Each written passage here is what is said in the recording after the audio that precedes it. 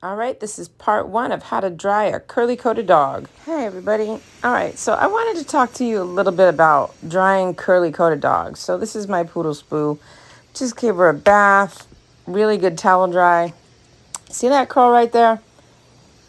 And that coat? All right, this side isn't dry yet. You can see it's pretty damp. I want to talk to you about your job, the first thing that you should be doing when you're drying a curly coat. So the first side that you saw, that was pretty well dry. What you need to focus on is look at the skin. Look at the skin. I want you to focus on each individual hair as you are drying. Curls are made up of clusters of hairs that form together to create a larger clump, which is a curl. Your job as a groomer when you are drying a curly coat is to force dry every single hair apart from the other. You want to break that curl up, and that starts at the skin. You have to dry from the skin out. Now see here, you can see at the skin it's wet. Now I want you to train your eye to look directly at her skin. You can see every single individual hair here. This is dry. The force of the dryer is pushing the hair away from the skin and the way that it grows, and it's lifting the root, and it is doing the majority of the work for you. It is helping you to straighten the coat. So let your tools do the work. Look at every single hair as you are drying. And don't wave your dryer back and forth, back and forth, back and forth. You only do that at the beginning when you're blowing out the bulk of the water. All right, so here we go, dry area. And then you can see right in here, wet, damp at the skin. Now watch it transform as I keep the dryer steady. And you can see as I move slow, methodically, I'm watching, paying attention. And you can see each hair begin to separate and straighten. And this is exactly what you want. This is what you should do all over the entire dog. The head, if they're a little freaked out about the head, you can remove the cone. I have the square nozzle on, not the flat, not the round, the square. I use the cone nozzle to blow out the majority of the coat. Now see how that's all straightening out? And then, oh, there's a little bit of a difference there. You've got curl. So we're going to go right up into the skin. This dog is clean. We want to separate every single hair. Think of when when a woman goes to the hairstylist and has wavy hair or whatever, and they get a blowout. All right, blowout, the hairdresser dries the majority of your hair with the hairdryer. Then they take that big old round brush and they stretch your hair and they put the dryer right up against your skin, right? And then they pull that brush. That's what you're going to do next. This is the part that they initially do first. They are getting the majority of the moisture out of your hair. And I'm checking the dog all over. When I see it drying, I'm not over drying. The dryer heat is not hot, and nor should it be hot. It should be warm. So look at the skin. Let the dryer do the work. Let the dryer push itself straight. Now, if she had a longer coat, what would end up happening is, see right there, how the top of that is beginning to fold in on itself? If her coat were longer, you could create whip knots. You do not want to do that. You would want to back the hose away from the dog, because then it'll widen like this. It'll widen that area that gets dried, and you don't have to have your face directly on top of the dog, but you can still see at the skin. And you can still see the dryer doing the work. Once the dog is 90% dry, like this, I will post a part 2 about stretch drying, fluff drying. But Spoo has very soft hair, So only really on her top knot do I need to have to do that. Because I can just brush her out and then comb her out with like a fine tooth finishing comb. I prefer Utsumi. I use Chris Christensen brushes. This is a K92, where's the 3? Force dryer.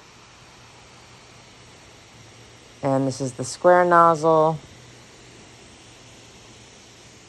Make sure you get those elbows. Every inch of this dog is your responsibility to pay attention to. It has to be exactly the same texture everywhere. You can't have a nice fluffy body and then have areas like the back of the feet, the elbows, wavy or curly. Nuh-uh. Perfect prep sets you up for a beautiful groom. And curly coats are the most difficult for groomers who are learning to get right. So you have to remember that, it's all about the detail work. I'm literally under her right now, checking every area, making sure under her belly is straight, her armpits, everything. See? Armpits, no mats. Drying that straight, getting those elbows, the back of her feet, the back of the leg, all the way up, checking myself standing back so I don't get snow blind, because you can get like snow blind or just kind of like tunnel vision while you're drying. I'm making sure none of that is happening. Going over. Now, if you don't do this, one of the things that you need to realize is that the humidity at the skin, if you don't dry from the skin out, humidity and moisture will remain at the skin.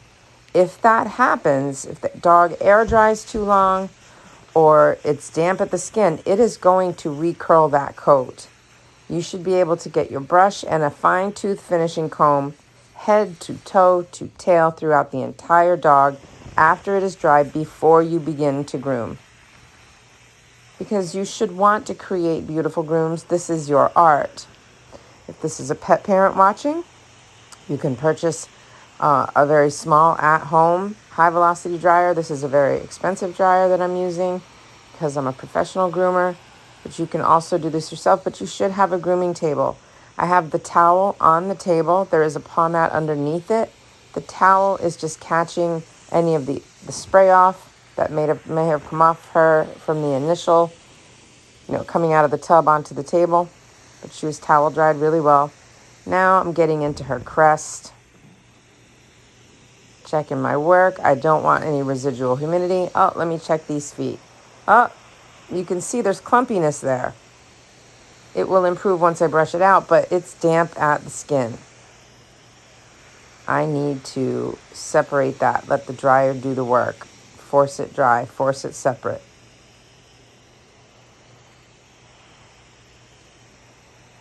So you can see on this leg's all done, but that other leg still needed work done on it.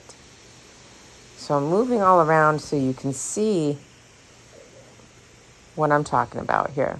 That every strand is separated, different, and look at top of her head, wet, curly, all clumped together. Every hair is wrapped around the other, creating a curl. Same thing with her tail. Haven't gotten there yet.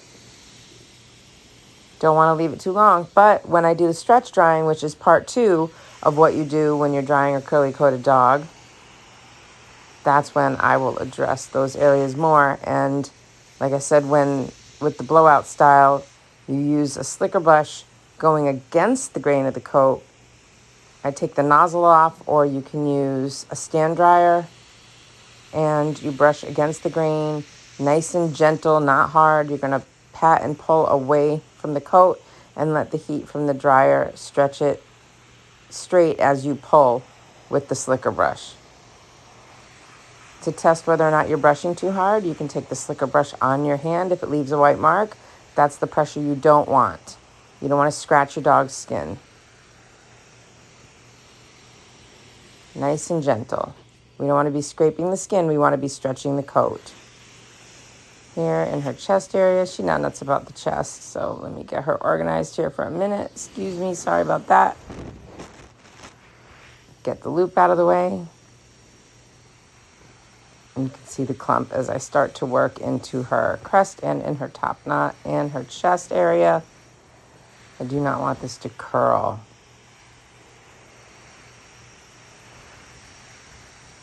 I'm watching the skin every time. My eyes don't leave the skin.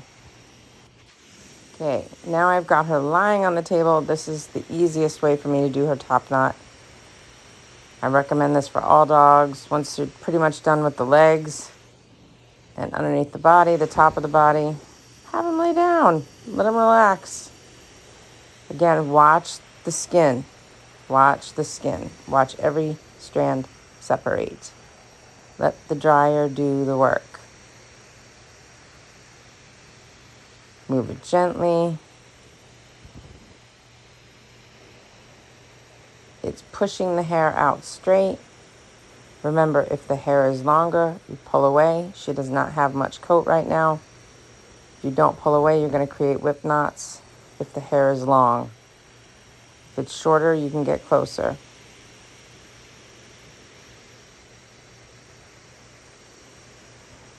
If you get a tough area where it's a little thicker, like behind her ears, that's when I wiggle the nozzle a little bit.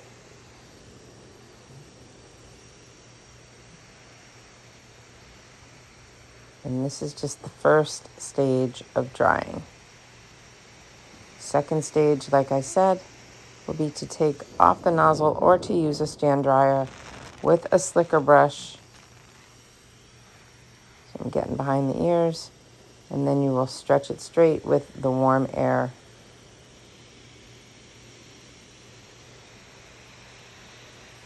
Dry at the skin so it doesn't reset the curl. Wait too long, it will air dry and the curl will set, defeating your purpose. So you need to move steadily around the dog. Again, do this till they're 90% dry until you have floof. And stay tuned, like and subscribe for part 2, fluff drying.